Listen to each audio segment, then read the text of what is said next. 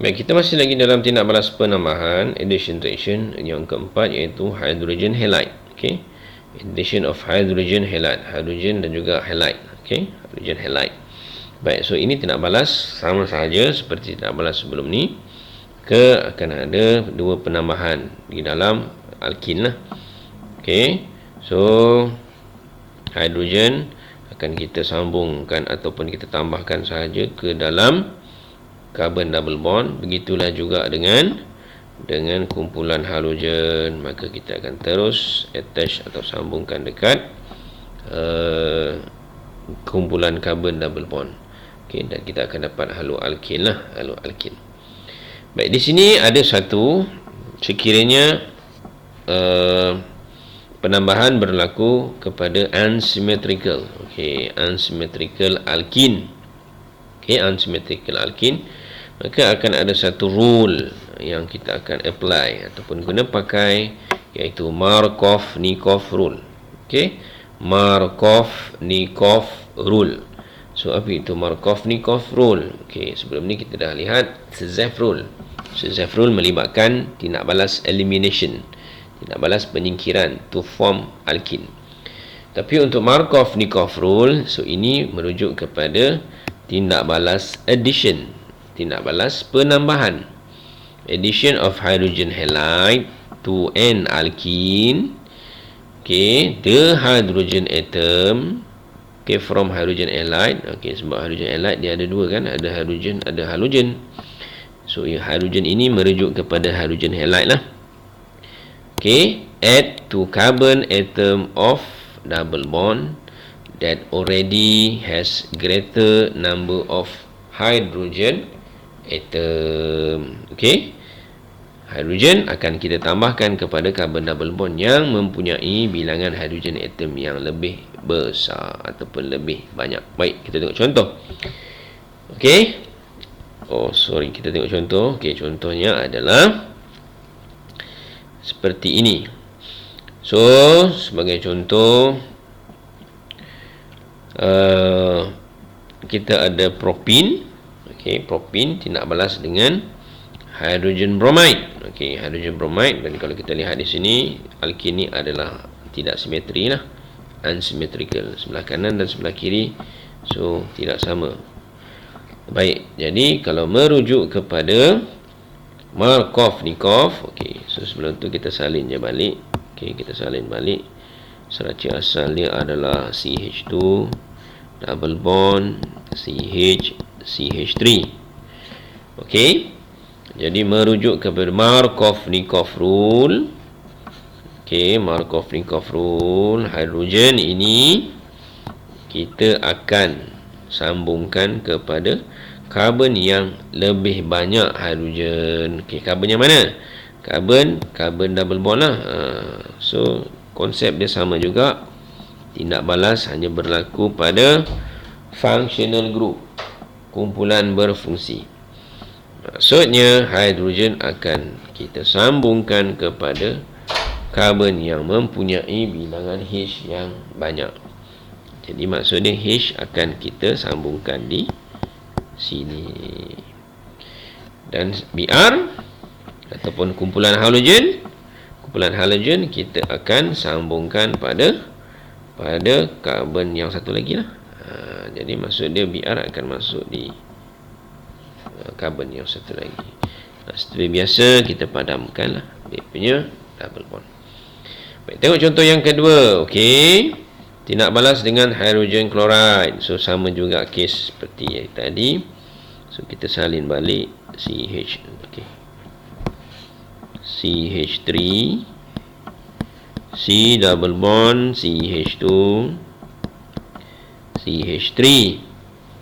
Jadi hidrogen pada hydrogen halide tadi akan kita masukkan ke dalam carbon double bond yang mempunyai hidrogen, bilangan hidrogen yang lebih banyak, maka H akan masuk di sinilah. Dan Cl akan kita masukkan pada carbon double bond yang satu lagi. So Cl akan masuk di sini. Seperti biasa, kita akan padamlah double bond. Okey. So itu adalah hasil yang kita akan dapat. Baik. Seterusnya, tindak balas penambahan ataupun hydration. Okey, hydration. Hydration merujuk kepada tindak balas penambahan air. Okey, dengan kehadiran catalyst ataupun acid catalyst. Okey. Jadi H2O kalau kita cuba pecahkan, sebenarnya kita boleh pecahkan kepada dua bahagian, H dan juga OH. Okey, H dan juga OH lah.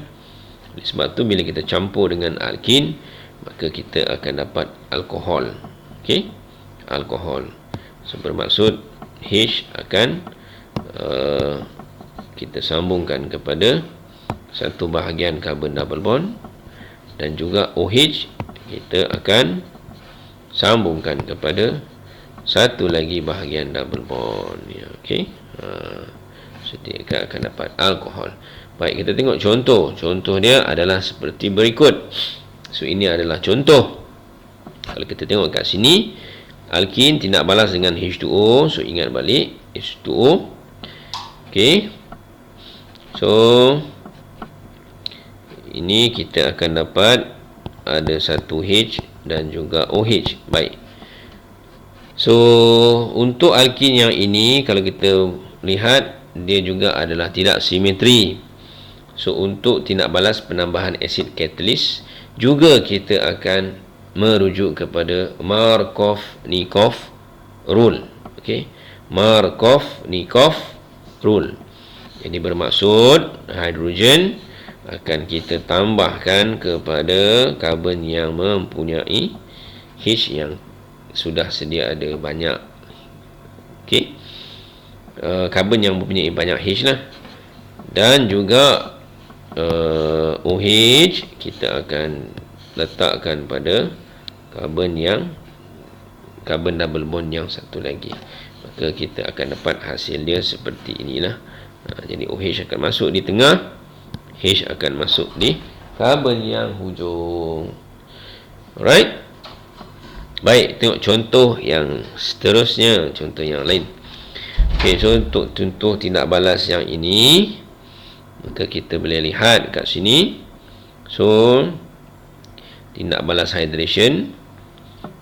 Jadi kita boleh bahagikan sebenarnya H2O, kita boleh bahagikan H dengan OH lah. Okey, kalau kita lihat dekat sini, okey, H akan kita sambung di mana? Okey, H akan kita sambung di karbon yang hujung, dan OH akan kita sambung pada karbon yang tengah. Jadi hasil dia adalah seperti ini. Sini akan dapat CH3, sini akan dapat OH. Right. So begitu jugalah untuk contoh yang satu lagi. Okey, H2O. Jadi kalau ikut contoh yang ini, maka H kita akan sambungkan atau tambah pada karbon yang hujung, OH akan masuk pada karbon yang di tengah-tengah lah. Jadi kita akan dapat hasilnya seperti berikut: CH3, CH dan juga CH3. So ada OH di sini. Okey, terima kasih.